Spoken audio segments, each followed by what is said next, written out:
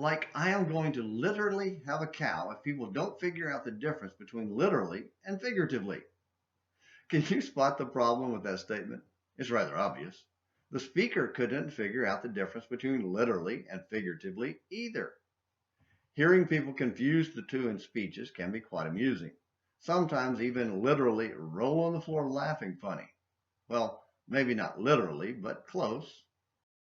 But it's not literally ROFL funny when it comes to otherwise serious Bible students suddenly becoming incapable of determining when the Bible literally uses so many figures of speech, one would have to be blind, figuratively so, or prejudiced, literally so, by contrary beliefs to not see God was using figurative language to describe a spiritual reality. The figures of speech give us important insights into a promised spiritual reality without ever intending it to be taken literally and physically.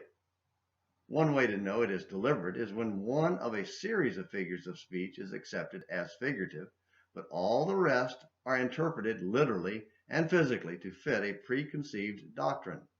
For example, a previous Morning Minutes in the Bible on An American Missionary video talked about the first Bible passage referring to Jesus as the branch, Isaiah 4, verse 2.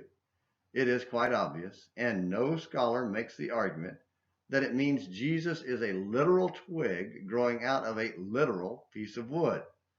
Literally everyone, and that is literal, knows it is an illustration of the God-man Jesus being born, springing to life, from the seemingly dead stump of the house of David through a direct descendant of David. See The Branch of the Lord, a True Image of Jesus, for more detail. In verse 2 and the rest of chapter 4, God throws in several more figures of speech designed to illustrate and give significance to a spiritual reality, salvation for a remnant of believers.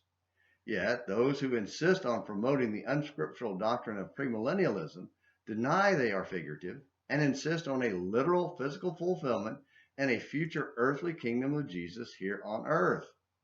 Hearing their terrible explanations makes me figuratively have a cow. For now, let's just read the verses, and over the next few videos, we will unpack the point and purpose of these powerful illustrations. In that day, the branch of the Lord will be beautiful and glorious, and the fruit of the earth will be the pride and the adornment of the survivors of Israel. It will come about that he who is left in Zion and remains in Jerusalem will be called holy, everyone who is recorded for life in Jerusalem. When the Lord has washed away the filth of the daughters of Zion and purged the bloodshed of Jerusalem from her midst by the spirit of judgment and the spirit of burning, then the Lord will create over the whole area of Mount Zion and over her assemblies a cloud by day, even smoke, and the brightness of a flaming fire by night, for over all the glory will be a canopy. There will be a shelter to give shade from the heat by day, and refuge and protection from the storm and rain. Isaiah 4, verses 2 through 6. Well, thank you for watching Morning Minutes in the Bible on An American Missionary. Please come back next time as we begin diving into the figures of speech. Until then, this is James McClenny hoping you have a great day.